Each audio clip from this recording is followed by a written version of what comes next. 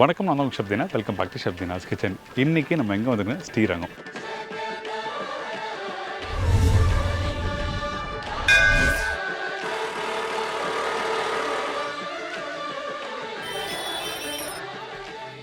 ஸ்ரீரங்கம் கோவிலில் பண்ணுற பிரசாதங்கள் எப்படி பண்ணுறது சொல்லி கேட்டு தெரிஞ்சுக்க வந்துருவோம். அதுவும் பர்டிகுலராக இன்றைக்கி நம்ம பார்க்க போகிற ரெசிபி என்ன கேட்டிங்கன்னா, ஸ்ரீரங்கம் கோவிலில் பண்ணுற இந்த புளியோதரை.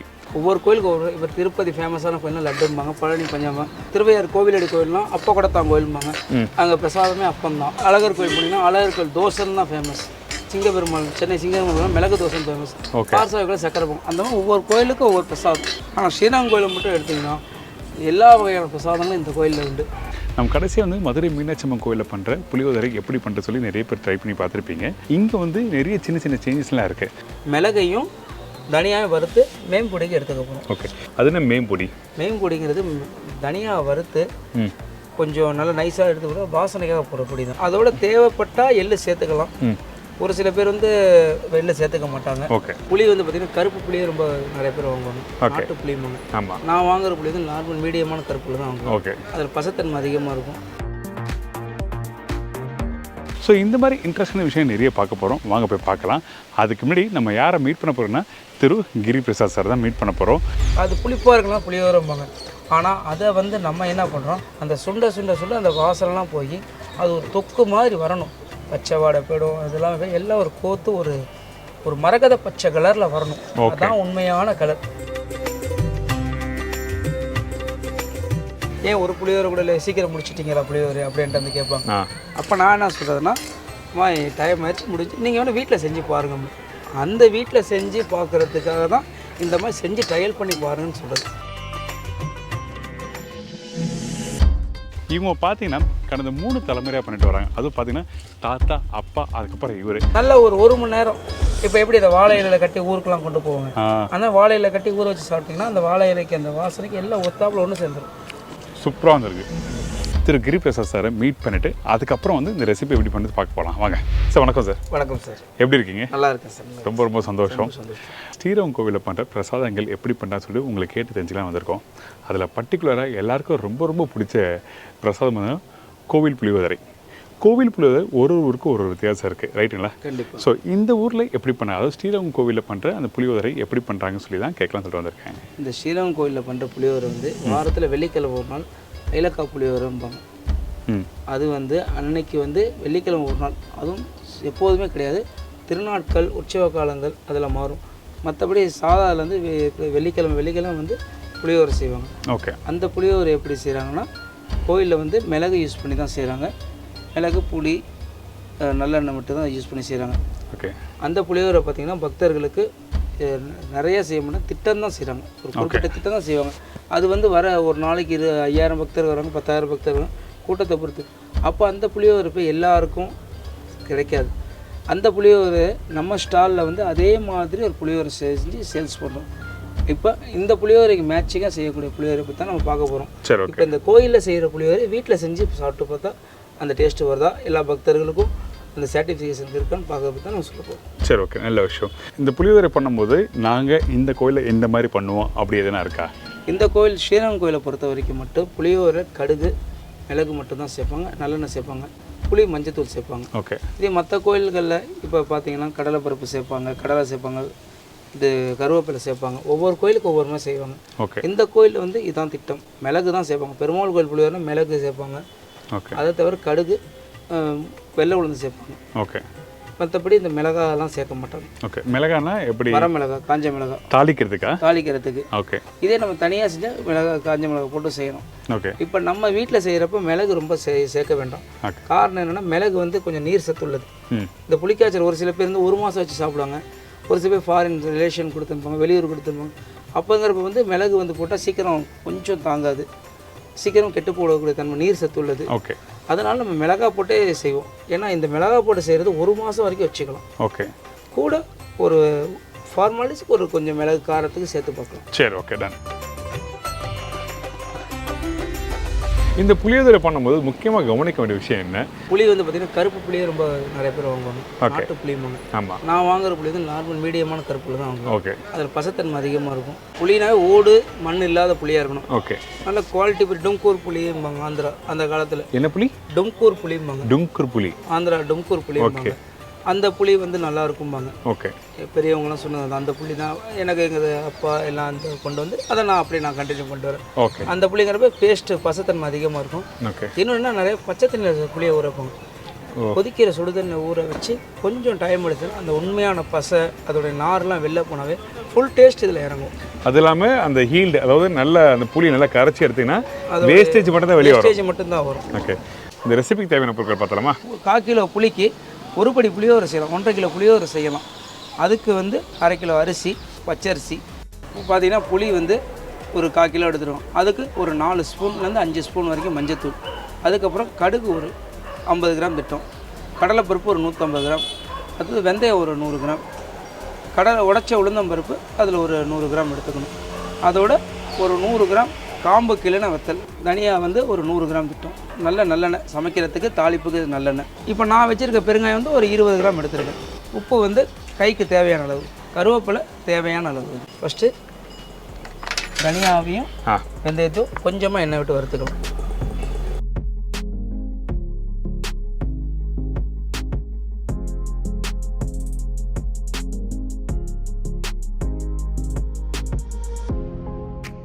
மிளகாய் இந்தாங்க.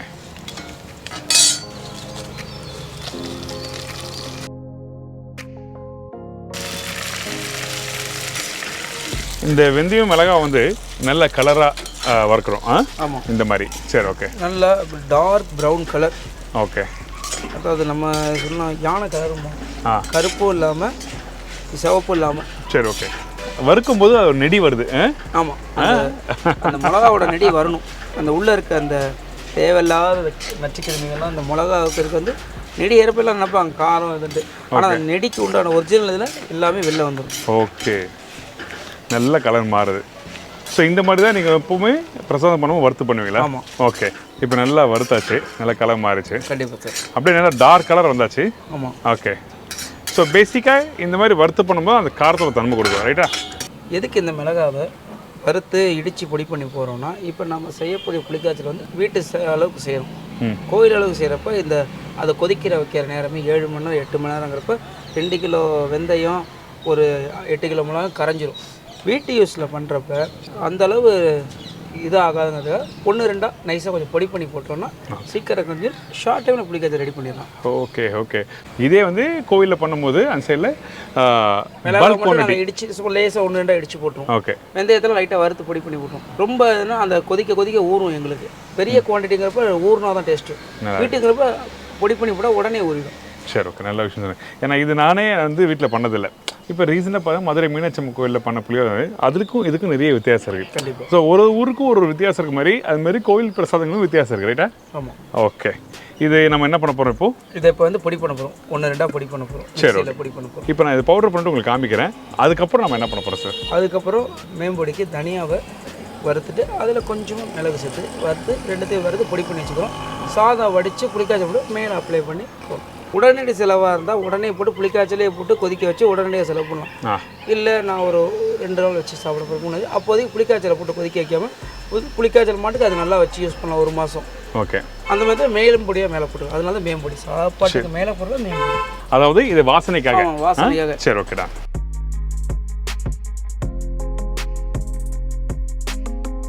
தனியாவை லேசாக செவக்க வறுக்கணும். கொஞ்சம் சூடு ஏறினோனையும் சரி அதோட கொஞ்சமாக மிளகு சேர்த்துக்கணும். ஓகே. எதுக்கு மிளகுனா வாசனைக்காகவும் சேர்க்கணும், கொஞ்சமாக காரம் வீட்டு யூஸ்க்கு கொஞ்சமாக சேர்த்தா போதும். ஓகே. அப்போ தேவையானது மிளகு. ஆனால் நம்ம சொன்ன குவான்டிட்டி கரெக்டாக இருக்கும்ல? ஆமாம், நம்ம சொன்ன. ஓகே. ஸோ இந்த மாதிரி பவுடரை வந்து 2ஆக பிரிச்சிடும், ரைட்டா? ஆமாம். காரத்துக்காக, அதாவது அதில் வந்து மிளகு வெந்தயத்தில் கசப்பு தன்மை உண்டு, மிளகெல்லாம் காரத்தன்மை உண்டு. இது உடனே சடனாக அந்த புளிக்காய்ச்சல் சீக்கிரம் ஏறணும்னா அதுக்கு வந்து ஒரு பவுட்ரு பண்ணி போட்டால் சடனாக குயிக்காக ஏறிடும். ஓகே. பிடிச்சிக்கும் அது பேர். இது எதுக்கு தனியாக வறுத்து போடுறதுன்னா வாசனைக்காக வறுத்து போடுறது இது. ஓகே. இதை நல்லா லைட்டாக ப்ரௌனிஷாக வறுத்து இந்த பச்சை வாடை போகும், அது ஸ்மெல் வரும் தானாகவே வறுக்கிறப்ப. அந்த பச்சை வாடை போகணுன்னே வறுத்து எடுத்துட்டு சரி கொஞ்சம் ஆற வச்சு பொடி பண்ணி பண்ணிடலாம். சரி. ரெடி ஆயிடுச்சு. கலர் மாறிடுச்சு நல்லா. சரி ஓகே, தட்டில் மாற்றிடலாமா? மாற்றி ஓகே.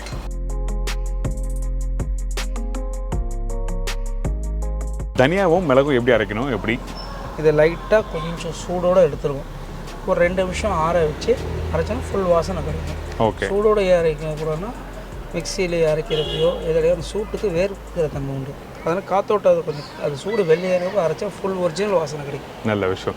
இதை அரைக்கும் போது வந்து என்ன மாதிரி பகுத்து ரொம்ப நைஸாக இருக்கணுமா இல்லை குறக்குறனா இருக்கணுமா? பவுடர் அரைச்சா நல்லது. குறகுறப்பாக அரைக்கிறத விட குறகுறப்பாக நாக்கில் போய் விட்டும். ஓகே. நைஸாக அரைச்சா ஃபுல் வாசனை கிடைக்கும். சரி ஓகே. இப்போ நாங்கள் அரைச்சிட்டு உங்களுக்கு காமிக்கிறேன் எப்படி இருக்குன்னு சொல்லிட்டு. இதுக்கப்புறம் நம்ம என்ன பண்ணுறோம்? எண்ணெய் விட்டு கடுகு கடலைப்பருப்பை வறுத்துட்டு அதோட புளி தண்ணி ஊற்றி கொஞ்சம் பெருங்காயத்தூள் மஞ்சள் தூள் சேர்த்து புளி தண்ணி ஊற்றி கம்ப்ளீட் பண்ணுறோம். சரி ஓகே. இந்த பவுடர் ரெடியாகி வந்தாச்சு. ஓகே. இது இப்படி தான் அரைக்கணுமா எப்படி? இப்படி அரைச்சா தான் உடனே கரையும். இந்த குறன்னு குறகுறப்பு தான். எதுக்கு பவுடர் அடிக்கணும்? அதுக்கு மிளகாத்தூள் மாதிரி ஆகிடும். Okay okay. இந்த 1-2 இருக்கிறப்ப அந்த வாசனை ஃபுல்லாக இழுக்கும். ஓகே. அப்படியே கொஞ்சம் அந்த காரங்கள்னால அதுக்கு சேரும். சரி ஓகே. இப்போ திக்னஸும் கரெக்டாக கிடைக்கும் உங்களுக்கு. அந்த தொக்கு மாதிரி கிடைக்கும் கரெக்டாக. எனக்கு முக்கியமாக கவனிக்க வேண்டிய விஷயம் இதுதான். ஏன்னா இந்த மாதிரி பக்குவமாக வந்து வறுத்து பவுடர் பண்ணுற பக்குவம் தெரிஞ்சால் தான் நல்லாயிருக்கும். கரைக்கிறப்ப அந்த திக்னஸ் ஈல்டு வரணும்னா பொடியை 1-2 அரைச்சி போடணும். அப்போ எல்லாமே கோத்து வரப்போ நல்லாயிருக்கும். இப்போ இந்த இடத்துல பர்டிகுலராக புளியோதரைக்கு எதுக்காக நல்லெண்ணெய் யூஸ் பண்ணுறோம்? என்ன காரணம்? அதாவது எண்ணெய்களை பல விதங்கள் வருது. எள்ளு புண்ணாக்கை வச்சு எடுக்கக்கூடிய எண்ணெய் தான் நல்லெண்ணெய். ஓகே. அந்த நல்லெண்ணெய் தான் கசப்பு தன்மையிலேருந்து வாசனை தன்மை எல்லாமே ஒரிஜினாலிட்டியாக இருக்கும். அதனால் நல்லா தான். இப்போ நிறைய பேர் ஆயில் யூஸ் பண்ணுறாங்க, என்னென்னமோ ஆயிலாக வந்துருக்கு.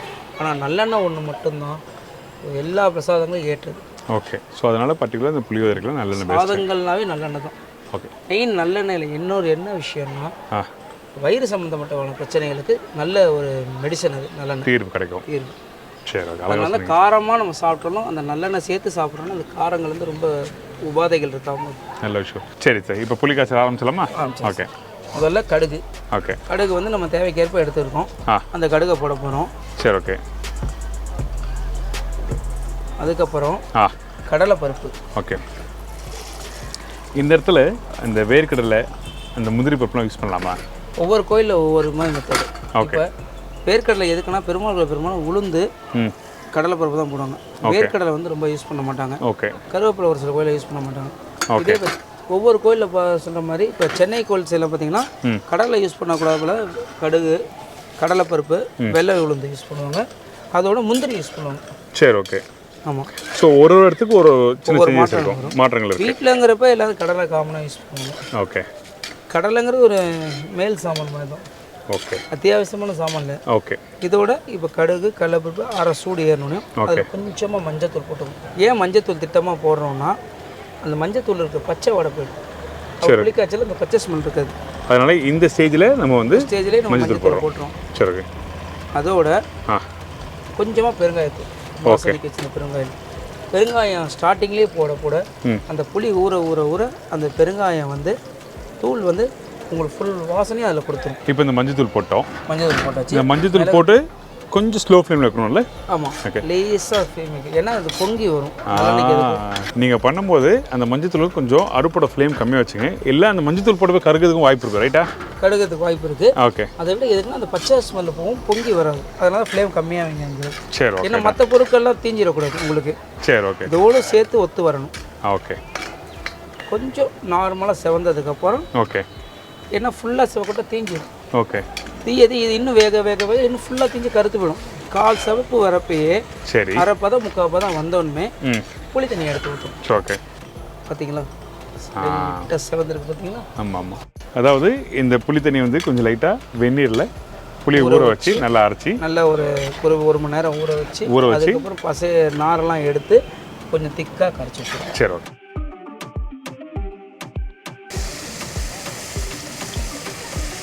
நல்ல கெட்டியான புளி தண்ணி ஊற்றியாச்சு. இப்போ இந்த இடத்துல தண்ணி என்ன யூஸ் பண்ணுவோமா? அப்படி தண்ணி எதுவுமே தேவையில்லை. தேவைக்கேற்கிற அளவு தண்ணி கொடுத்து தேவைக்கேற்ப திக்காகவே கரைச்சிட்டோம். ஏன்னா இது முதல்ல ஒரு சில பேர் தண்ணியாக கரைச்சிடுவாங்க மறந்த வாக்கில். அதுக்கப்புறம் அது சுண்டி அது இழுக்கிற நேரத்தை நம்ம மிச்சப்படுத்த கொஞ்சம் திக்காக கரைச்சிடும் கரைக்கிறப்ப. ஏன்னா இப்போ திக்காக இருக்க சீக்கிரம் கொதிச்சும் சீக்கிரம் நமக்கு கிடச்சிடும். இப்போ 10 கிலோ புளிக்காய்ச்சல் கூட 3 மணி நேரம் கொதிக்கும். 2 மணி நேரம். ஓகே. இப்போ பெரிய கோயில் இப்போ ஸ்ரீரங்கம் கோயிலாம் எடுத்தோம்னா 30 கிலோ புளிக்காய்ச்சல் போடுவோம். ஓகே. ஒரு பக்தர்கள் வருகை இந்த மாதிரி 30 கிலோ ஸ்டார்டிங் போட்டோன்னா ஒரு வாரம் 10 நாள் தாங்கும். சரி ஓகே. அதை வந்து 10 நாள் செலவாயிடும், தாங்க விட 10 நாள் செலவாயிடும். அதை 1 மாதம் வச்சு சாப்பிடலாம். ஏன்னா நாங்கள் 9 மணி நேரம் கொதிக்க போகிறோம். ஓ அப்படியா? ஆமாம். ஸோ குவான்டிட்டி அதிகனால கொஞ்சம் டியூரேஷன் அதிகமாக. எதுக்கு நல்லா கொதிக்க வைக்கணும்னா, ஒரு சில பேர் புளிப்பாக சாப்பிடுவாங்க, அது புளிப்பாக இருக்கலாம் புளியோரம்பாங்க. ஆனால் அதை வந்து நம்ம என்ன பண்ணுறோம், நல்லா கொதிக்க வச்சு சுண்டை கொதிக்க வச்சு எடுத்தோம்னா அந்த சுண்டை அந்த வாசனைலாம் போய் அது ஒரு தொக்கு மாதிரி வரணும். அப்போ தான் ஃபுல் எல்லாமே போயிடும், பச்சை வாடை போயிடும், அதெல்லாம் எல்லாம் ஒரு கோத்து ஒரு மரகத பச்சை கலரில் வரணும். அதுதான் உண்மையான கலர். மரகத பச்சை கலரில் வரணும் புளிக்காச்சு. கொஞ்சம் அளவு மாற அந்த குக் பண்ண டைமும் அதிகரிக்குது. இது வந்து இப்போ இன்னொரு 1/2 மணி நேரம் கொதிச்சா போதும். ஏன் காரணம் என்னன்னா, நம்ம திக்காகவே கரைச்சிட்டோம். எல்லா மெத்தடையும் டைரெக்டாக இது பண்ணும், தனித்தனியாக போடாமல் எல்லாத்தையும் மிக்ஸ் பண்ணி ஸ்டார்டிங்லேயே கொண்டு வந்துட்டோம். சரி. அப்போ வந்து நமக்கு தனித்தனியாக போடுற வேலைகள் மிச்சம். இப்போ நம்ம அரைச்சி ரெடி பண்ணி வச்சிருக்க இந்த பவுடர் எப்போ யூஸ் பண்ண போகிறோம்? இது ஒரு கரெக்டாக ஒரு 10 நிமிஷம் லைஸாக கொதிய ஆரம்பிச்சோடனே போடணும். ஏன்னா அந்த கொஞ்சம் லைட்டாக இப்போ 3/4 சட்டி இருக்கிறத ஒரு 1/2 சட்டி வரைக்கும் சுண்டுறப்ப போட்டால் ஃபுல்லாக எடுத்துக்கும். அப்போ அதுக்குள்ளே அந்த பச்சை வடைகள்லாம் போயிடும். இப்போ சைடில் கொதிக்கிட்டோம். இந்த அரிசியை ஊற வைக்கிற பக்கம் எதனா இருக்கா? மினிமம் ஒரு பச்சை அரிசின்னு எடுத்துக்கிட்டால் அது எந்த குவாலிட்டியாக இருக்கட்டும், என்ன இதாக இருக்கட்டும், மினிமம் ஒரு 20 நிமிஷமாக ஊறணும். வீட்டுக்கு சிம்பிளாக செய்கிற அரிசி ஒரு 15 நிமிஷமாக ஊறினா தான் நல்லா இருக்கும், பதம் கரெக்டாக கிடைக்கும். சரி ஓகே. அரிசியோட தன்மையை பொறுத்து பதம் நல்லா கிடைக்கும். இப்போ நம்ம ஊற வச்சிருக்கோமா இல்லை அலசி அப்படியே யூஸ் பண்ணுறோமா? ஊற வச்சுருக்கோம். ஊற வச்சு அதுக்கப்புறம் அதை அலசி வடிகட்டி அதை கொஞ்சம் ஆறுனா தான் அதை விரைச்சி கரெக்டாக சாதுக்கும். ஏன்னா தண்ணியிலேருந்து அரிசி உடையும் ஊற. ஓகே. ஏற்கனவே உங்கள்கிட்ட சொன்ன மாதிரி அதிரச மாவு சொன்ன பார்த்தீங்களா, தண்ணியெல்லாம் வடியணும். நம்ம வடித்தா அது விரைச்சி கரெக்டாக பதம் கொடுத்து நமக்கு அரிசி எழுந்திரிச்சு கொடுக்கும். ஓகே. இப்போ உப்பும் போட்டிருக்கோம் லைட்டாக கொதிச்சு வர டைமில். Okay okay. இப்போ இந்த புளிக்காய்ச்சலுக்கு வந்து தாளிப்பு, உப்பு, மஞ்சத்தூள், புளி எல்லாத்தையும் ஒன்றா போட்டு நல்லா கொதிக்கிறோம். அதே டைமில் சைடில் வந்து இந்த ரைஸ் எப்படி பாயில் பண்ணுறாங்க, ஏன்னா அந்த ரைஸ் பாயில் பண்ணுற அந்த பக்கம் ரொம்ப முக்கியம். அதனால் அதை ப்ராப்பராக எப்படி பாயில் பண்ணுறோம், நல்லா வேக வைக்கிறோமா இல்லை கொஞ்சம் முன்னாடியே எடுக்கிறோமா சொல்லி நம்ம பார்க்கலாம். இப்போ நல்லா கொதிச்சு வருது சார். சைட்லேயே வந்து தண்ணி வச்சுருக்கேன். ஆமாம். போதுமா இந்த தண்ணி போதும். நம்ம இப்போ பார்த்தீங்கன்னா இப்போ வீட்டு நபர்களுக்கு பொறுத்து தான். இப்போ நம்ம 1 கிலோ சாதம் எடுத்தால் எத்தனை பேர் சாப்பிடுவோம்? சரி ஓகே. 1/2 கிலோ சாதம் எடுத்து இப்போ நம்ம போதும் 1/4 கிலோ சாதம் தான் பொறுத்தோம். ஓகே. இந்த இடத்துல சில பேர் அந்த சாதம் வடிக்கும் போது கொஞ்சம் உப்பு எண்ணெய் ஊற்றுவாங்க, அது மாதிரி என்ன பண்ணுறோமா? அதாவது இப்போ சாதம் வடிச்சுட்டு புளிக்காய்ச்சல் போட்டு மிக்ஸ் பண்ணிவிடும். ஓகே. அவங்களுக்கு பத்தலை, புளிக்காய்ச்சல் பத்தலைன்னு இருக்கிறப்ப ஒவ்வொருத்தவங்க 1/2 உப்பு சேர்த்துப்பாங்க, முழு உப்பு சேர்த்து. நம்ம இதில் போகிற 3/4 உப்பு தான் போட்டிருக்கோம். சரி. ஆனால் நான் போட்டு ஃபுல் உப்பு போட்டிருக்கேன். வீட்டு தேவையை 3/4 உப்பு போட்டால் போதும். ஏன்னா ஒரு சில பேர் பேஷண்ட்லாம் இருப்பாங்க, அவங்க புளிப்பு உப்பு சேர்த்து கொடுங்கப்போ 1/2 உப்பு போடுவாங்க. தேவைக்கேற்ப மேலே உப்பு போட்டு சாப்பிடலாம். சரி ஓகே டன். இப்போ தண்ணி நல்லா கொதிக்குது. அரிசி போட்டலாமா? அரிசி போட்டலாம். ஓகே. இந்த அரிசி நல்லா வாஷ் பண்ணி எடுத்து வச்சுருக்கோம். வாஷ் பண்ணி தண்ணி பார்த்தீங்கன்னா கையில் ரொம்ப எடுக்காது. சரி. ஆமாம். அந்த ரைஸ் ஏன்னா அரிசி ரொம்ப ஊற தண்ணியோட வச்சோன்னா கரைஞ்சிடும். சரி ஓகே. இப்போ நம்ம கிராமத்து பக்கம்லாம் துள்ளு மாவுக்கு அரிசி ஊறப்பாங்களே, அந்த மாதிரி தானாக கரைஞ்சிடும் அரிசி. சரி ஓகே. இன்னும் சொல்ல போனால் நாங்கள் இன்னும் என்ன பண்ணுவோம், இங்கே வந்து வீடுங்கனால சொல்லுவோம், இன்றைக்கும் நாங்கள் யூஸ் பண்ணுற கோவில் சமையல் கான்ட்ராக்ட் எந்த ஒரு கான்ட்ராக்டாக இருந்தாலும் எங்கள் தாத்தா ஆரம்பித்தபடி சாக்கு போட்டு வடிசாக்கு போட்டு தான் சாதம் வடிக்கிறோம். ஏன்னா எவ்வளோ கஞ்சி கொடுத்தாலும் எது இருந்தாலும் கஞ்சி ஒரு சொட்டு கூட இருக்காது சாதத்தில். ஓகே. இப்போ போய் நிறைய பேர் கல்யாண கான்ட்ராக்டில் தம்பில் போட்டுருவாங்க சாதம், அதுக்கப்புறம் வடிகுடையில் வடிச்சிட்டோம். நாங்கள் இன்றைக்கி எத்தனை மூங்கி கூட இருந்தாலும் சாக்கு போட்டு தான் வடிப்போம். ஏன்னா கரெக்டாக பதம் கிடைக்கும், வெந்திருக்கும், உபரி கிடைக்கும். நல்ல விஷயம். இப்போ புளி லேசாக கொதிக்க ஆரம்பிச்சு இப்போ வந்து கால்வாசி சுண்டிருச்சு, அப்படியே திக்காக இருக்குது, கொஞ்சம் திக்காக இருக்குது, வத்த குழம்பு திக்கில் வந்துருக்கு. இதுக்கு மேலே நம்ம இன்னும் திக்காக்கிறதுக்கு அந்த நம்ம இடிப்பு வச்சு வச்ச வெந்தய பொடி, மிளகாய் சேர்ந்த 2 பொடியும் போட்டோம்னா காரமும் சேர்த்துக்கும், கரெக்டான பதத்துலேயே வரும். சரி ஓகே. இந்தாங்க. எதுக்கு நான் சொன்னேன் இந்த கொரகொரப்பாக எடுக்கணுங்கிறது, இப்போ இந்த தன்மையில் நம்ம போடுறப்ப நல்லா ஒன்றா சேரும். ஸோ எல்லாத்தையும் போட்டுருமா? எல்லாமே. ஓகே. ஏன்னா நம்ம அந்த தேவைக்கேற்ப தானே நம்ம வறுத்து பொடி பண்ணிட்டோம். சரி ஓகே. அதனால எல்லாத்தையும் போட்டால் கரெக்டான காரம் வரும். சரி ஓகே.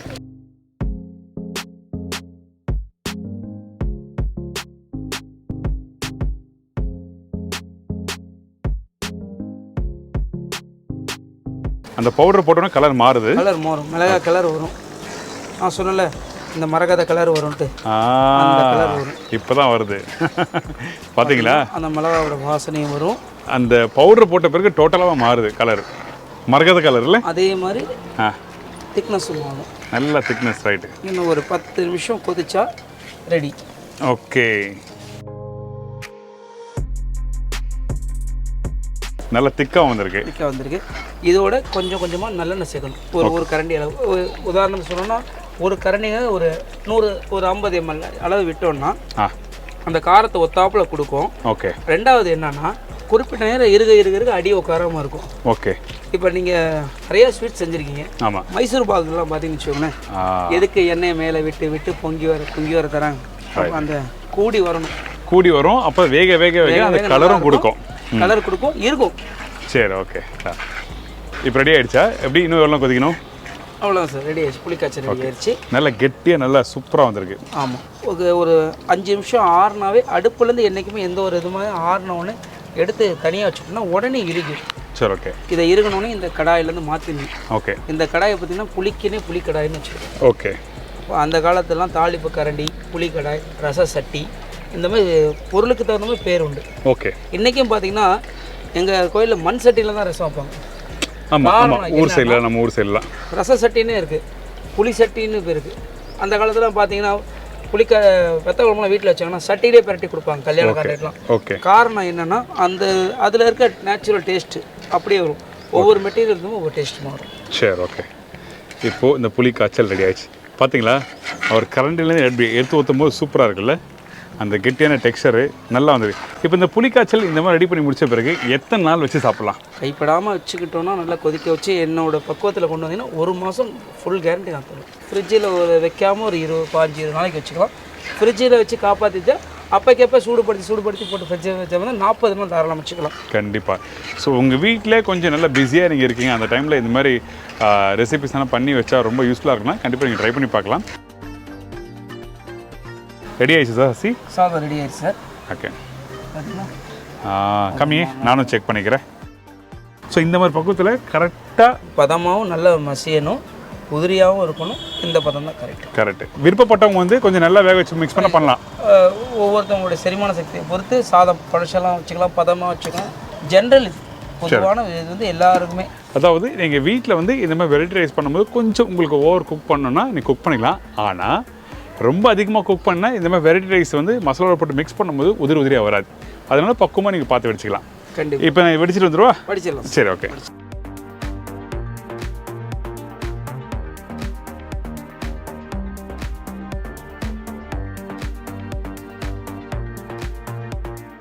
இதுக்கப்புறம் நம்ம என்ன பண்ணுறோம்? இதுக்கப்புறம் கொஞ்சமாக எண்ணெய் விடுறோம், நல்லெண்ணெய். அதுக்கப்புறம் மல்லித்தூள் விடுறோம். சரி, ஓகே. அதுக்கப்புறம் புளிக்காய்ச்சலை போட்டு விரட்டி எடுத்து கலந்து எடுத்து புளி வரும். எதுக்கு நல்லெண்ணெய் திருப்பி சேர்க்குறோன்னா சாதத்தில் சேர்க்குற வாசனை வரும், சாதம் ஒன்றோட ஒன்று ஒட்டாது. இதில் தேவையானதான் போட்டுக்கோம். அந்த எண்ணெயோடு சேர்த்து சாப்பிட்றப்ப தான் அந்த கரெக்டான டேஸ்ட் கிடைக்கும். இதனுடைய காரத்தை இது ஈக்குவலாகும், நாக்கு ருசிக்கு சுழட்டி கொடுக்கும். இதுக்கப்புறம் நாம் எடுத்து வச்சு அரைச்சி வச்சுருந்தோம்ல மிளகும் தனியாத்தூள், அதை ஃபஸ்ட்டு கொஞ்சமாக தூள். ஓகே. அதை திட்டமாக ஒரு 2 கை அளவு, அதாவது இது பொடி நல்லா நைஸாக அரைச்சி பொடியை 2 கரண்டி தூள், 2 கை அளவு. இந்த தனியாவும் மிளகும் நல்லா பொடியாக அரைச்சி வச்சுருக்கோம். ஃபஸ்ட்டு நம்ம ஒருத்தம் பார்த்தீங்களா, நல்லா இருக்குது. அது நல்லா வாசனை, அந்த தனியோட ஃப்ளேவர் நல்லா சூப்பராக இருக்குது. இதுக்கப்புறம் நம்ம காய்ச்சி வச்சுருக்க புளிக்காய்ச்சல். சரி, ஓகே. திட்டத்துக்கு ஏற்ப கொஞ்சம் கொஞ்சமாக சேர்த்துக்கலாம். ஓகே.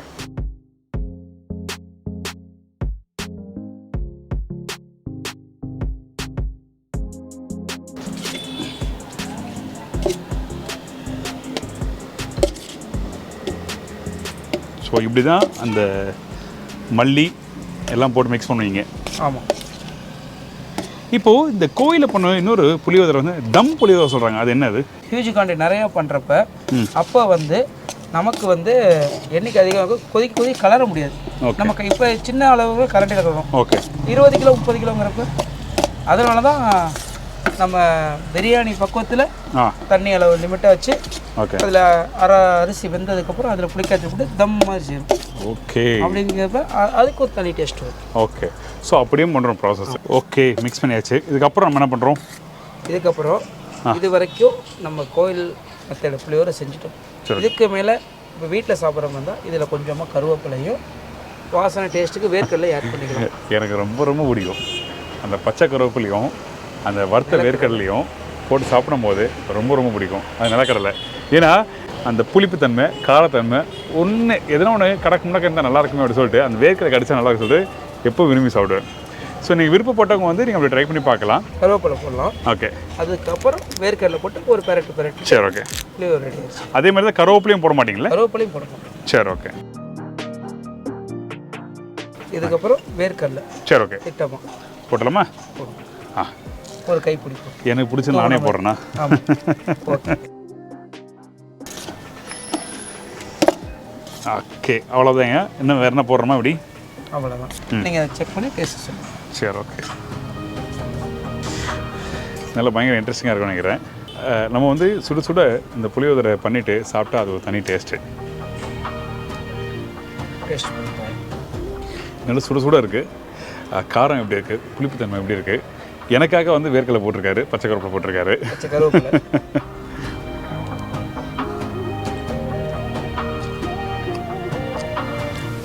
சூப்பர்.